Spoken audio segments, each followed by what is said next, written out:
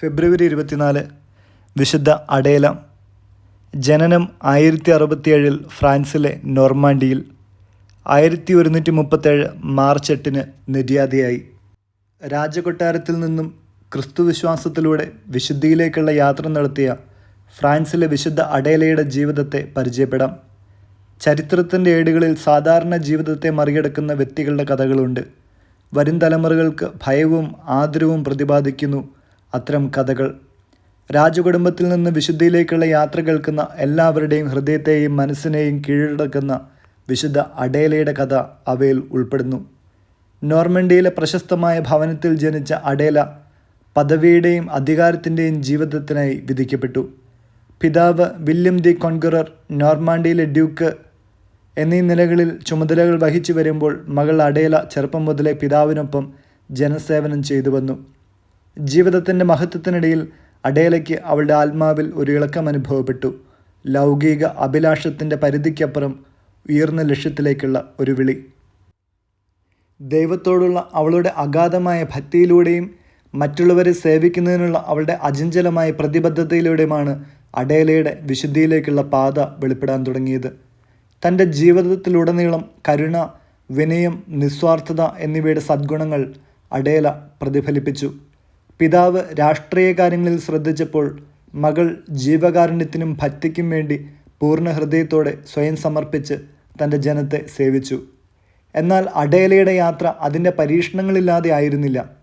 അവൾ പ്രതിസന്ധികളെ ധൈര്യത്തോടെയും കൃപയോടെയും നേരിട്ടു. അവളുടെ അചഞ്ചലമായ ക്രിസ്തു വിശ്വാസത്തിലും ദൈവിക കരുതലിലുള്ള വിശ്വാസത്തിലും ആശ്വാസം കണ്ടെത്തി. പ്രയാസകരമായ നിമിഷങ്ങളിലാണ് അഡേലയുടെ ആന്തരിക ശക്തിയും സഹിഷ്ണുതയും ഏറ്റവും തിളക്കമുള്ളത്. അവളെ അറിയാവുന്ന എല്ലാവരെയും അവളുടെ സ്ഥിരതയുടെയും ധൈര്യത്തിൻ്റെയും മാതൃക അനുകരിക്കുവാൻ പ്രചോദിപ്പിച്ചു. വർഷങ്ങൾ കടന്നുപോകും തോറും അഡേലയുടെ വിശുദ്ധിയുടെ പ്രശസ്തി ദൂരവ്യാപകമായി വ്യാപിച്ചു. അവളുടെ ഉപദേശവും അനുഗ്രഹവും തേടുന്നതിന് സമീപത്തു നിന്നും സ്വന്തം രാജ്യത്തു നിന്നും വിദൂര നാടുകളിൽ നിന്നും രാഷ്ട്രതന്ത്രജ്ഞരെയും മറ്റ് വ്യക്തിത്വങ്ങളെയും ആകർഷിച്ചു. അവളുടെ അത്ഭുതകരമായ ഇടപെടലുകളും ദിവ്യമായ ഉൾക്കാഴ്ചകളും അനിശ്ചിതത്വവും നിരാശയും നിറഞ്ഞ ഒരു ലോകത്ത് അവളെ പ്രതീക്ഷയുടെയും പ്രചോദനത്തിൻ്റെയും വിളക്കായി കണക്കാക്കിയ എണ്ണമറ്റ ആത്മാക്കളുടെ ബഹുമാനവും ഭക്തിയും അവൾക്ക് നേടിക്കൊടുത്തു. 1080 ആണ്ടിൽ ബ്ലോയിസിലെ സ്റ്റീഫൻ രണ്ടാമനെ വിവാഹം ചെയ്തു.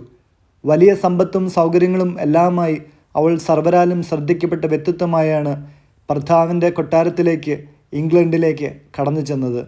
അവിടെയും അവൾ തൻ്റെ പിതാവിനെ സേവിച്ചതുപോലെ ആ നാട്ടിലെ ഭരണകാര്യങ്ങളിലും ജനതകളുടെ വളർച്ചയ്ക്കും വിശുദ്ധിക്കും വേണ്ടി തൻ്റെ ഭർത്താവിനൊപ്പം സേവനം ചെയ്തു. തൻ്റെ സമ്പത്തെല്ലാം ക്രിസ്തു സ്നേഹത്തെ പ്രതി ജീവകാരുണ്യ പ്രവർത്തനങ്ങൾക്കും പാവപ്പെട്ടവരെ സഹായിക്കുവാനും വേണ്ടി ചെലവഴിച്ചു. അതിനാൽ മരണശേഷം അഡേല അവളുടെ മാതൃകാപരമായ സദ്ഗുണത്തിൻ്റെയും വിശുദ്ധിയുടെയും ജീവിതത്തിന് സഭയാൽ അംഗീകരിക്കപ്പെട്ടു. സ്വർഗത്തിലെ അനുഗ്രഹീതരുടെ നിരയിൽ ചേർന്ന് അവൾ വിശുദ്ധിയായി പ്രഖ്യാപിക്കപ്പെട്ടു.